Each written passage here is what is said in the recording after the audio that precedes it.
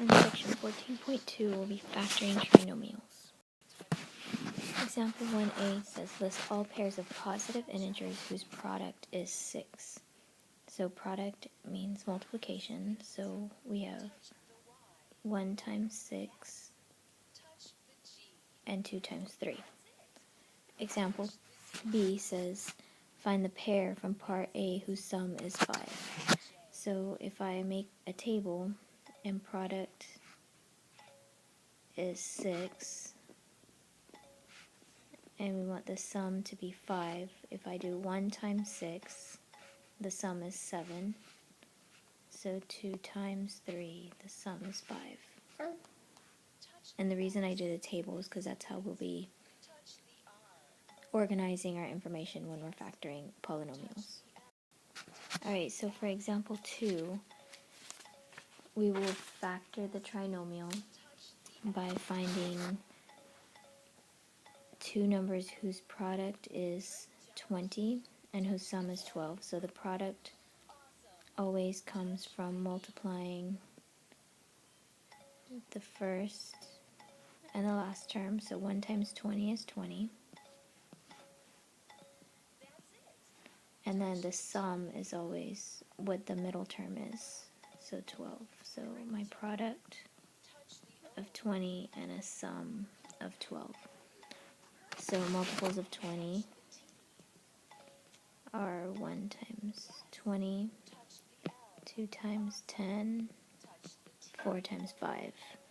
So finding the sums, 1 times 20, 1 plus 20 is 21, 12, and 9. So the one I'm looking for is 2 times 10.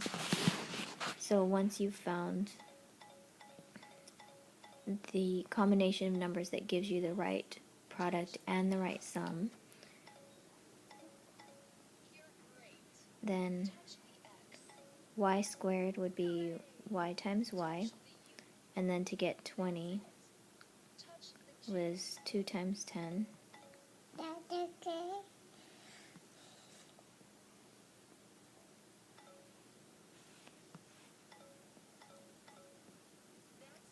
And we want a positive 20 and we want a positive 12, so everything's positive.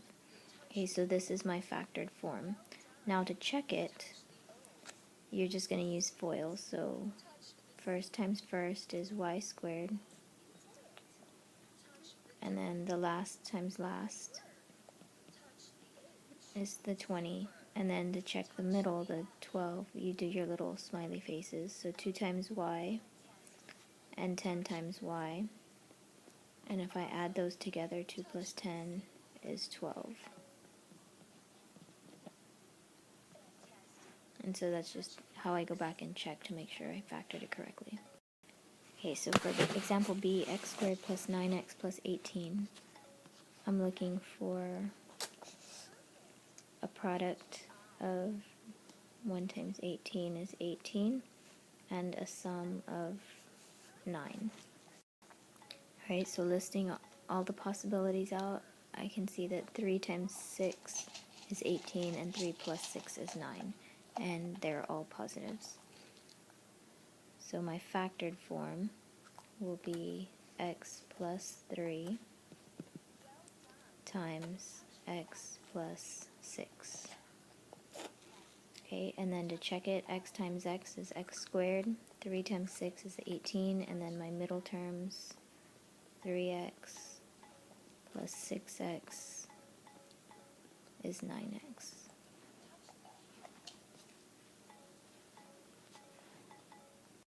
So in example 3, we're going to factor t squared minus 12t plus 32. So we'll use the same method. We just need to be a little bit more careful because now notice that not everything's positive.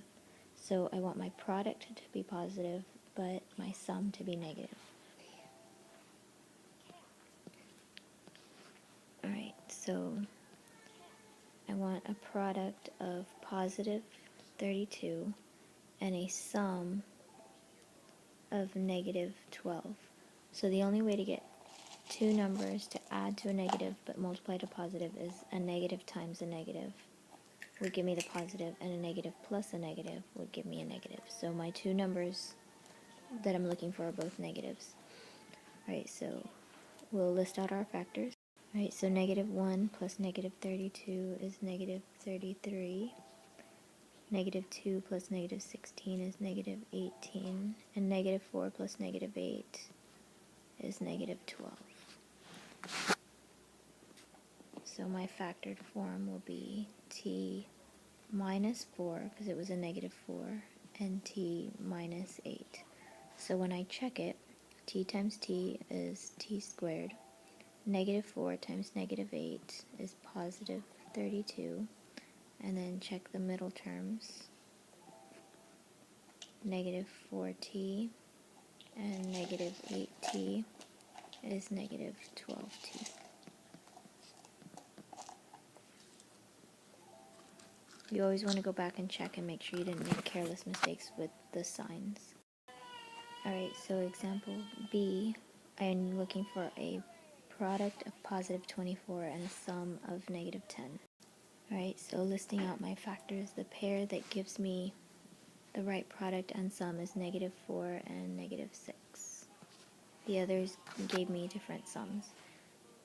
So this is going to be y minus 4 times y minus 6. And it doesn't matter which order you write the factors in. You could write y minus 6 times y minus 4, so that part doesn't make a difference. Alright, and then we'll just check it. So y times y is y squared. Negative 4 times negative 6 is positive 24. And then my middle term, negative 4 and negative 6, which adds to negative 10. Y, which is the same as my original. So this slide has a summary of guidelines as far as deciding what signs to use. So if you have both integers have to be positive if b and c are positive. Both integers have to be negative if c is positive and b is negative. And one integer has to be positive and one is negative if c is negative. I do not recommend trying to memorize these. It'll be obvious, like, if you do the work and show your work and check it, but this is just kind of a guideline to help you out with when you're trying to decide how to put the signs. Alright, so for example 4, a is a squared minus 9a minus 22. So I need a product of negative 22, because 1 times negative 22, and a sum of negative 9.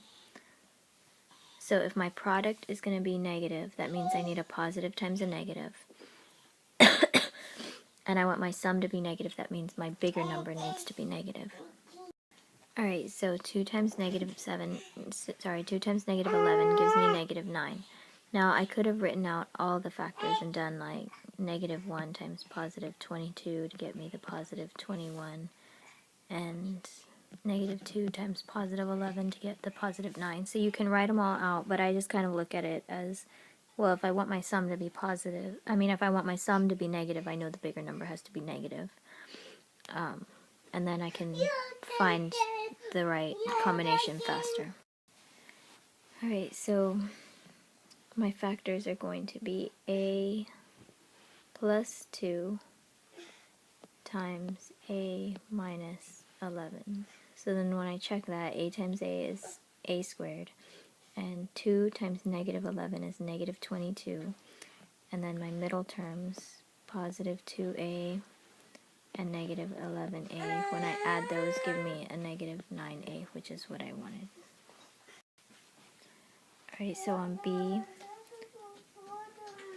I'm looking for a product of negative 16 and a sum of negative 6. Okay, so again, I know that since I'm multiplying and I want a negative, I need a positive times a negative. And I want my sum to be negative, so my bigger number needs to be negative. Right, so this is going to be negative 15, negative 6, and 0. So my combination is going to be r plus 2 times r minus 8. Alright, so then just a quick check. R times R is R squared. 2 times negative 8 is negative 16. And then in the center I have positive 2 and negative 8, which gives me the negative 6 that I want in the middle. Alright, so some trinomials can't be factored using only integers. We call such trinomials prime polynomials. So if you have gone through the process and listed all the possible factors for the product and tried to get the sum and none of them give you the correct sum, then you conclude that the polynomial is prime. So an example of this is x squared minus 5x plus 12. So if I make my table, I want a product of positive 12 and a sum of negative 5. So my factors of 12 are 1 and 12, 2 and 6, 3 and 4. And I want it to be positive, but I want my sum to be negative, so I need a negative times a negative to give me a positive. That would give me negative 13. That would give me a positive 12 and a negative 8, positive 12 and a negative 7. So none of them give me the negative 5, and there's no other factors. Like, there's nothing else I can try to get 5. So, or there's nothing else I can try to get to multiply to 12 and get negative 5. So this one is prime. Example 5 says factor each trinomial if possible. So I need a product of negative 4 and a sum of negative 3.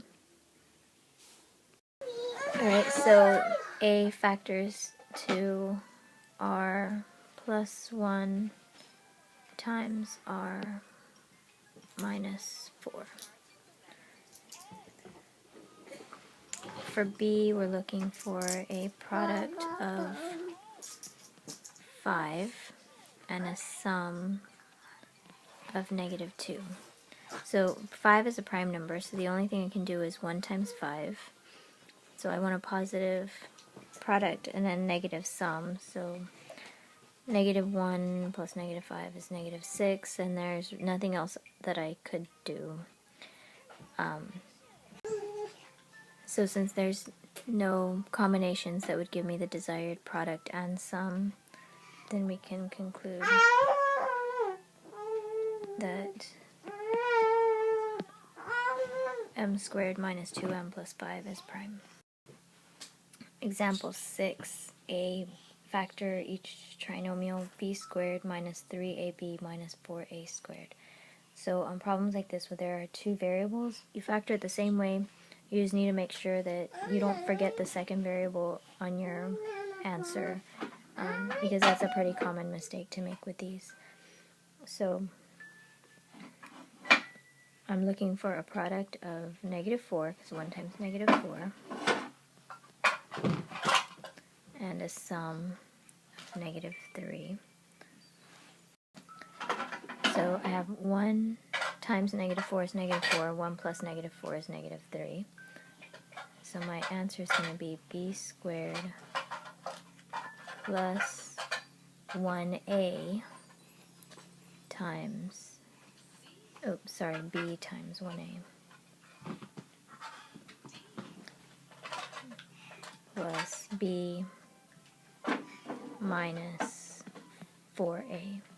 So this a at the back is what a lot of people forget. They'll just do like b plus 1 times b minus 4, but that wouldn't give you the a squared and the 3ab in it if you forget those. Okay, and then to check that, b times b is b squared, a times negative 4a is negative 4a squared, and then your middle term, we have 1ab, negative 4ab, which gives you negative 3ab, which is what we wanted.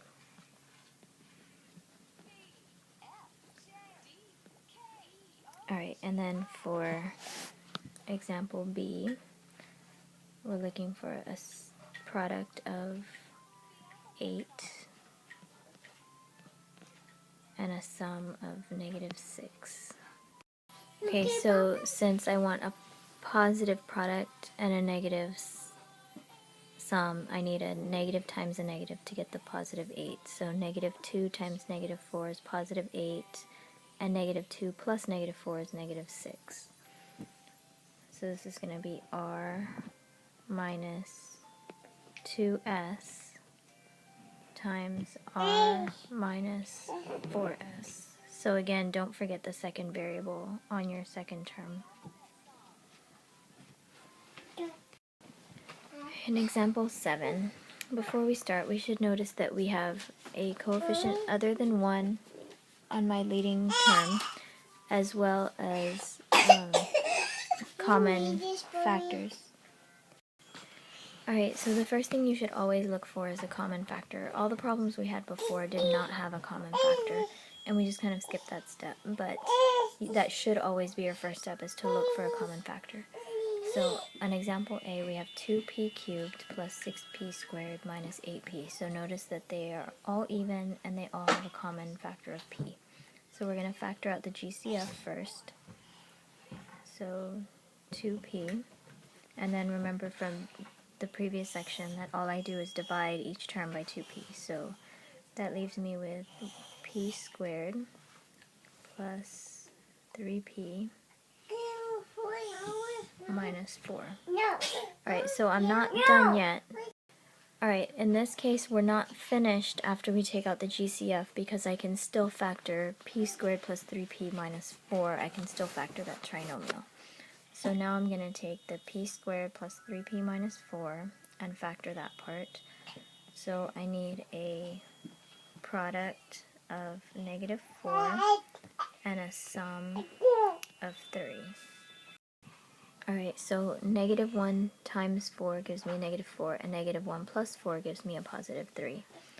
So 2p is still part of my factors, so I'm going to bring that GCF down, and then the trinomial factors into p minus 1 times p plus 4. So this polynomial, 2p cubed plus 6p squared minus 8p, has 3 factors, 2p times p minus 1 times p plus 4. Alright, and then example B, there's a GCF of 3x squared. So, and since the leading coefficient's a negative, I'm going to pull out a negative.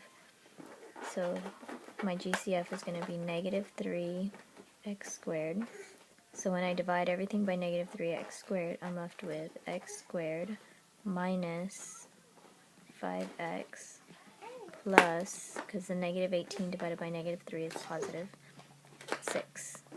Again, I'm not finished at that point unless the trinomial is prime. So I need to try to factor it. So I need a product of positive 6 and a sum of negative 5. So 1 times 6, 2 times 3. So this is going to be negative 1, this is negative 5. So this would give me, bring down your negative 3x squared, so make sure you don't lose your GCF. And then this would be x plus 1 times x minus 6. And actually, in checking that, I just realized that that's not going to work, because I want a positive 6. 1 times negative 6 is negative 6. So, put my GCF back, negative 3x squared. That was x squared minus 5x plus 6.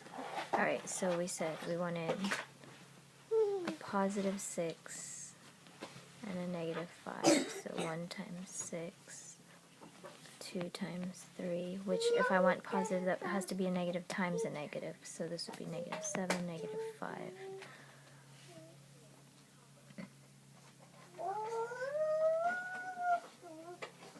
So this would be x minus 2 times x minus 3. So, and the reason I didn't just delete my mistake and go back and rewind and re-record over is because the mistake I made is a very common mistake with the signs, and I realized it right away because I kind of did a mental check of using FOIL to check my signs. So I just wanted to give that example of sometimes the numbers will look like they work, but when you pay close attention to the sign and you check it using FOIL, you'll realize that your combination was off.